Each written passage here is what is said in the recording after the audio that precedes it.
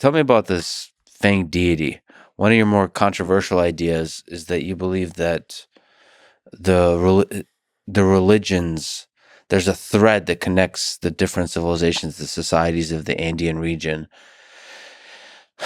and the religion that practiced is more monotheistic than is currently believed in the mainstream. That is exactly what I think. And I think it's all about this fanged deity who somewhere thousands of years ago crawled his way out of the Amazon up into the Andes, and a religion took hold. That could have been kind of a combination of ideas from the coast and the Amazon, but he is the one creator deity, in my opinion, through all of these cultures. And the people in the Amazon still talk about him. His name is Vihomase in some groups. But they say that his emissaries on Earth are the jaguars, and that he is the creator deity.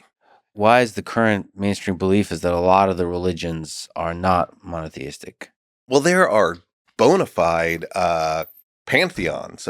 Greece had one, Egypt had one, Mesopotamia had one. Lots of the early religions of the old world were pantheons, and I think that was part of the problem. The earliest archaeologists walked in there with a preconceived notion that ancient cultures have pantheons. And so they went to the art looking for them.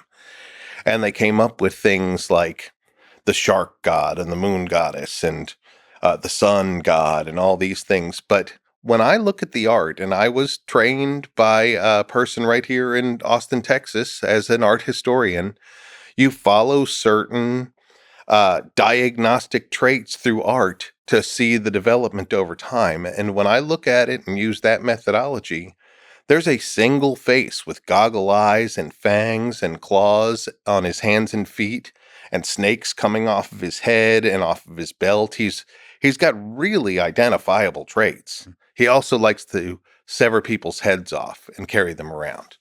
But he's the fanged deity, and he's there. He shows up in Chavin de Huantar, the capital of that Chavin culture, and he keeps showing up through every culture, even thousands of miles away, throughout the next 2 millennium, right up to the Inca. The Inca have a creator deity they call Viracocha, but Viracocha is the fanged deity. He is, when we do see him, by the time you get to Inca, they do this kind of like almost Islamic thing where they say you can't understand the face of Viracocha. So when they do put him in a cosmogram, they'll make him just a blob, like he's just unknowable, but he's at the very top. I think we're misunderstanding a lot of things that we used to say were deities as just supernatural beings. If we flip the mirror on Christianity and take a look at it, which of course Christianity's monotheistic, right? It would be heresy to say otherwise. But who are all these other characters? Who are all these angels and demons and, Jesus Christ? And I mean, I don't even know who the Holy Spirit is, but he's some sort of supernatural being. But it's that monotheistic system has lots of things that have supernatural powers that are not God. That's where I think the crux of us misunderstanding ancient Andean art is. So what is the process of analyzing art through time to try to figure out what the important entities are for that culture? You just see what shows up over and over and over and over? Well, certainly without the advent of writing, depictions in art have all sorts of meanings encoded in them. And there are certain, what we call diagnostic elements. Like we can pull apart the same sort of thing in like in the Greek pantheon. You know by their dress and what they're holding what the different gods are. You can tell Hades from Zeus by the different things they're holding, lightning bolts or tridents or whatever it is. So they all have these diagnostic elements to them. So that's how art history goes about analyzing art over time. Once we can put it in a chronological sequence, then we can say, okay, here's a deity here in Chavin culture. Now we move forward 500 years. Now we're in Moche and Nazca culture. Where are the deities here? And what I see is that same guy with not just one or two traits, but a whole package of them that shows up again and again and again for thousands of years in each one of these cultures. He's got circular eyes. He's got a fanged mouth. He's got claws on his hands and feet. He's a humanoid, but he also has snakes coming off of his head like hair and snakes coming off of his belt. And then, not so much in Shavin, but as it goes forward, he starts carting around severed heads, human severed heads.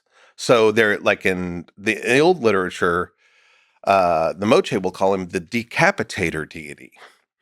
But then they have these other like, oh, here's the crab deity and here's the fox deity. But if you look at them, like the crab deity is just that guy's face coming off of a crab, and the fox deity is that guy's face coming off of a fox. So I think on that particular instance, I explain it similar to what Zeus did. You know how Zeus was able to turn into whatever animal he wanted to get with the woman he wanted, and he showed up in all sorts of forms, but he was always Zeus.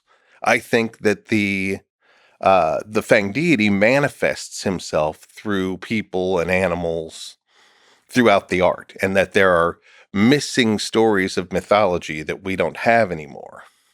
And across hundreds of years, thousands of years, from Shavin to Moche to Inca, as you're saying. Right.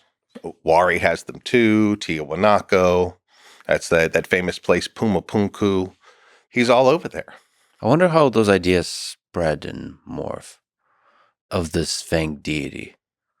I think people walked and proselytized. And places like Shavin, there's a later one in Inca times called Pachacamac, that are pilgrimage places where people come in to be healed if they're sick, but also just to pay homage to the powers that be. So Shavin was a place where people from the Amazon and people from the coast were all coming together. In fact, we saw it in the archaeology there. There's these interesting labyrinths under the pyramids with the Fang deity all over them that have like one labyrinth will have all pottery. The next labyrinth will have a bunch of animal bones. The next one will have a bunch of things made out of stone. So people are showing up and giving this tribute, and they're learning, and then they're going back to their communities. So I think it dispersed from certain pilgrimage spots and became just like pilgrimage spots do. Somebody goes back and they build a temple to the Fang deity.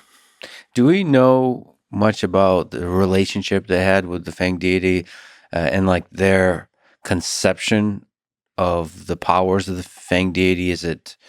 Were they afraid of the Fang deity as an all-knowing God?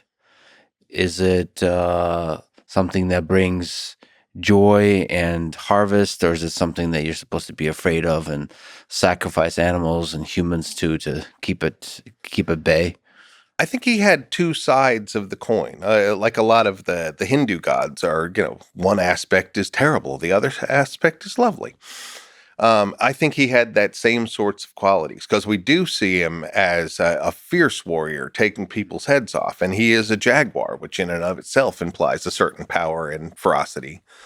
But then there are other funny things about him, like he is definitely involved in a lot of healing ceremonies, and a lot of those healing ceremonies are involved with sex acts when it comes to the Moche. There's this whole group of sexual pottery where priests are having sex with women or men, and some of them show their faces transforming into that Fang deity, like he is acting through them.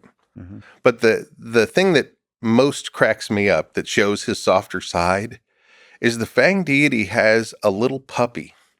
He has a puppy that's like just dancing around his feet and like jumping up on him in various scenes. They see him again and again. Sometimes he's in these healing sex scenes. In fact, I tracked that puppy from other contexts to these sex scenes where where a priest was having sex with somebody in a house, and the Fang deity, and there's a puppy just scratching at the door like, hey, you forgot me. And then finally one day I found one with the puppy having sex with the woman instead of Oh, the shit. fanged deity. I was like, no, he really is very involved in this. Yes. What is this weird puppy? So Okay. he likes to take heads off, but he also has a puppy he adores. This is awesomely makes sense now because I saw the opening of a paper you wrote 30 years ago on shamanism and the Mocha civilization. It reads, the Mocha are the major focus of this paper. Sex, puppies, and headhunting will be shown to be related to ancient Mocha shamanism. So now Yeah. I understand. I was like, well, the puppies. Puppies, yeah, it's true. And the headhunting, that's the decapitator aspect. And I've added rock and roll to that list since, actually. Which There's rock and roll, or music is also a big part of it.